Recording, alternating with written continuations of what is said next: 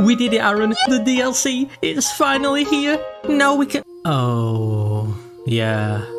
Forgot about that. Shalom, lowly goyim. It's time for the sequel no one asked for. Except not. Because modern politics has reached the levels of a schizophrenic shitposter, and people are actually trying to inject their developmentally challenged or retarded political ideals into a video game DLC. Kill yourself! Now the big debate is this. He is actually a she. A troon has infiltrated the lands between. The whole time the lands were male and female. Elden Ring was always gender non-conforming. Now it's time for the take you've all been waiting for. What does Shin Nobnarb CH Rape Live think of Elden Ring Trans DLC? Who gives a fuck? Are we still pretending to care about Elden Ring lore? It's Elden Ring. No one has ever bought a Souls game for the riveting plot. I couldn't name you a single character from this game, because they all start with the letter M, and then the rest of the letters are just fucking moon runes. I don't even know if this is the cocky choppy in question. I just grabbed an image of a character in the DLC, and if they are chromosomally challenged, you get to curb stomp this fucker, and on the game month to boot, the skull. This entire discussion is brain rot. Let's just all sit down and stare at a nice image of Abby Shapiro's yiddies. Don't you feel a lot more calm now? You feeling better, big guy? But more importantly, there is a game under this Twitter spurgery. So my goyams, NWAs, ninjas and niggers, Shadow isn't in the DLC, it's shit.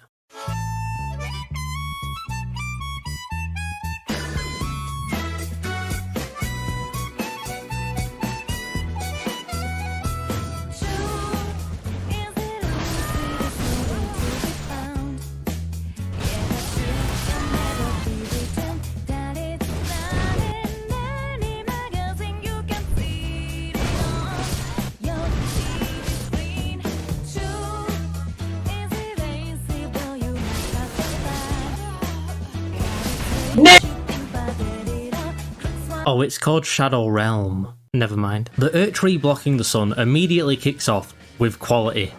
Look at this opening animation. Incredible. 2 years of effort has paid off, but it does look very pretty. And that's all that really matters. Personality, who gives a fuck? They continue this quality by starting with the 3 worst fights in the whole game. You have Erdtree Wolverine, who is naked. It isn't difficult, he's just cancer, much like Big Fireman, who gets felted by a horse jumping, but takes 2 hours to kill. And Erdtree Gatsu. I wish he stayed in the tree. I do not like this guy, and clearly neither did his mother. But it makes up for all the paedophilia victim tier content by bringing back scorpions. The titty scorpion's back, boys. I know she's here. Fuck this entire area. Who cares about it? Just run through this shit. To the fog gate and into the embrace of those high protein milkers.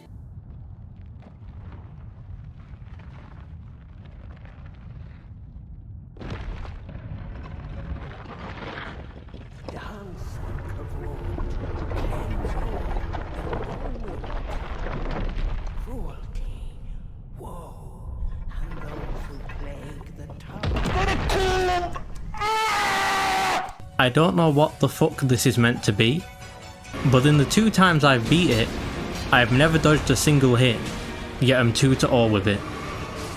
It's a Neo enemy that somehow sneaked its way in, like the sneaky Japanese are known to do, but it drops the DLC's arbitrary silly hat, that for some reason gives 8 stat points, unironically making it the best helmet in the game. I ain't reading this shit. Unfortunately, it makes you a furry, which is better than the alternative outcome of the DLC, making you a paedophile. Okay, better was a bit much. On par? I don't know. Lock me in a room with a pedo and a furry and give me 1 bullet, I'm probably shooting the furry.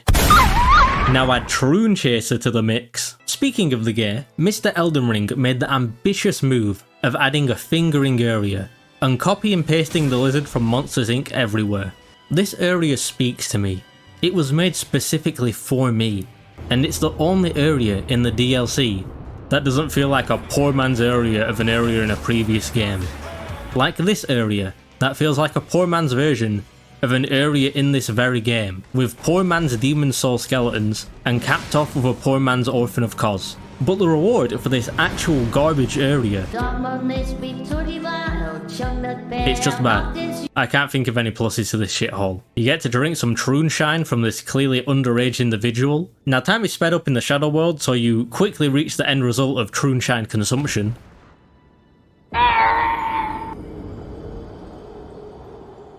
But it couldn't happen again. 45%. There's a not Pontiff boss that isn't Pontiff, and I would never think of any potential likeness to Pontiff. I would, however, call them the trans rights boss, because I refuse to learn a single name from this game, and killing them allows you to buy their armour, which in spite of body type, still gives you some fat milkers. But I'm a refined man, I played Club Bifrost, I only care about the dragon milk, because they added my boy, Ancient Dragon Man, to the game. Couldn't just give him a name. It's in the books forever. You have a boss called Ancient Dragon Man now. It can't be changed. And for some reason he's pivotal as well. He lets you access the arbitrary DLC dragon side boss that they put over huge. This fucker is given everything. Big hill, lightning, bunch of dead dragons, a 2-hour run up, and then you get to the arena. He didn't even show up.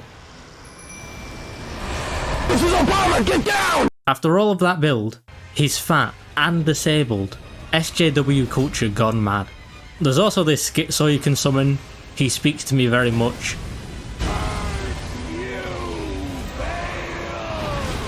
He is very, very, very angry.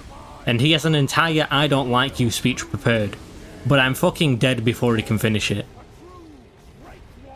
Now after simply killing the dragon by informing it of its own behaviour, You act like white niggas. you are given the item. They finally added the scaly transformation tool to Elden Ring. Now this has looked like absolute shit in every game, except for Dark Souls 2, because that game is pure Kino. So did they break the curse for Elden Ring? It looks like the retarded cousin of the Tekken boss. Now you may have had an observation about this video, that I am a filthy, filthy degenerate using summon ashes. 1. I will never remove Dung Eater from my bar. 2. Here is a guide to not throw a hissy fit upon seeing someone play a game they bought in a way you disapprove of. Go to the Round Table Hold, locate the 2 kind grandmas and commute with them. Locate Bell Bearing Shop 4, continue to Abandoned Merchant's Bell Bearing, and kindly partake in some salt. Nigga, you ain't funny.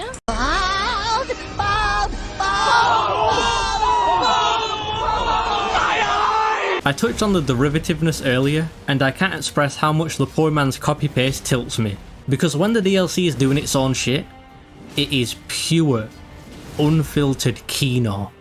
But Kino in the way that I refuse to believe anyone other than me likes. This DLC was made for me. When that Jap was making this giant hippopotamus boss, he was thinking about no one other than me. This boss is only topped by the new best bonfire placement in the series.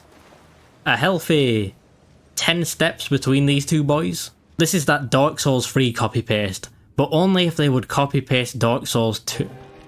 She's perfect. They doubled the insectoids. Now you can get a blowy while getting a rimmy from a centipede. There's just one issue.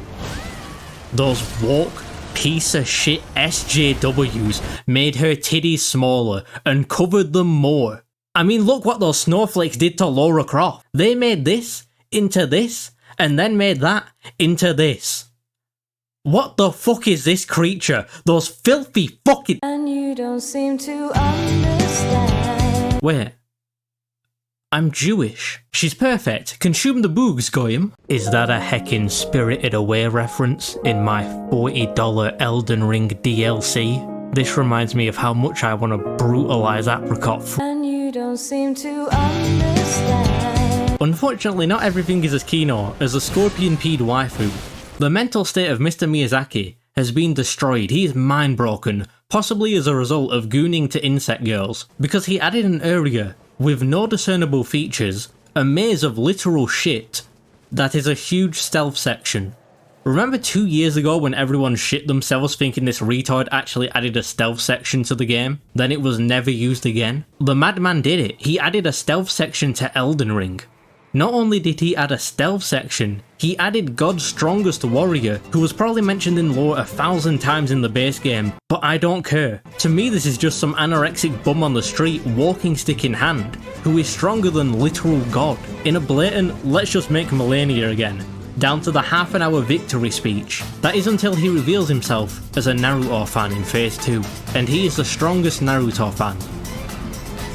So he's a weak little bitch.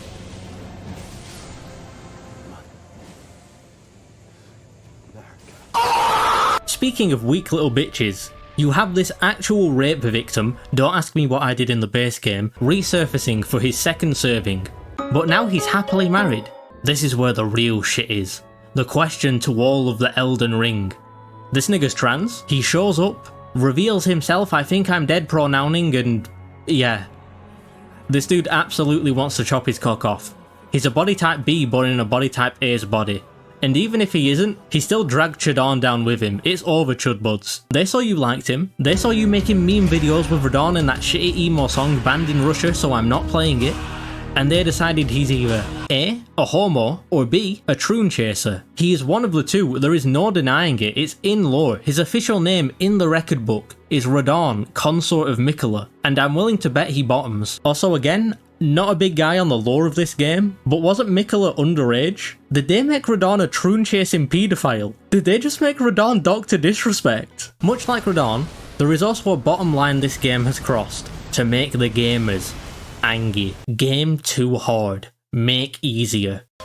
This isn't a part of the video, but in the editing I've got this image up and I just want to take a moment to say there are 2 paedophiles in this screenshot and somehow neither of them are Jim Sterling. YouTube is so fucking cancerous now, it's like you just reach your hand in a bucket and you're gonna pull out a paedophile. How fucking many are there on this platform? Anyway, back to Game Too Hard criticism. This criticism is fucking retarded, homosexual and bad. However, the Elden Ring player base is also retarded, homosexual, and whatever the third descriptor I used was. I think it was bad. They are very bad, weak Palestinians. Because the response they use makes me see red as they utter skill issue. You fuckers have been saying this for 10 years. It's been 10 fucking years. You can't just change get good to skill issue and pretend it isn't the same thing. Get some new material, or I'm gonna start reusing Uday Hussein's material. But with my 381 IQ, I will explain why Game Hard is a bad criticism. A, that's the main point of the series for some reason. Granted,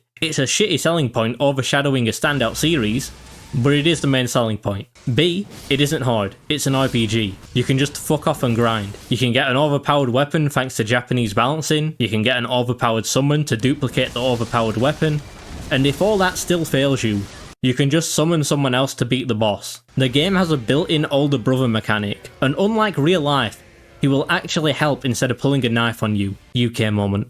I'm very traumatized. There are also varying tiers of difficulty. There's arbitrary, we're just making Malenia again, which feels forced and pretty shit. And then there's the best difficulty design I've ever seen in the series. Through Elden Ring, upon walking through a fog wall, you can just summon and the boss will stand there, cock in hand, watching like the cook they are. And you will promptly disprove they are in fact not a cook, and are a breedable, submissive femboy, and DP them profusely. But in this DLC, there are 2 bosses that allow you to summon, still practically gooners, but will attack immediately after, subtly preparing you for this fucker, who just kills you if you try to summon. This is actually good difficulty, taking something you could constantly do without punishment, then nearly punishing you, and finally just treating you like a fleshlight. You need to actually point at something to criticize instead of saying game hard. What is hard, you fucking retard? It's a 100-hour game. You know what's really hard? Fighting off the hordes of... Oh. They come. The Palestinian children. It's time for me to live, and it's time for me to die.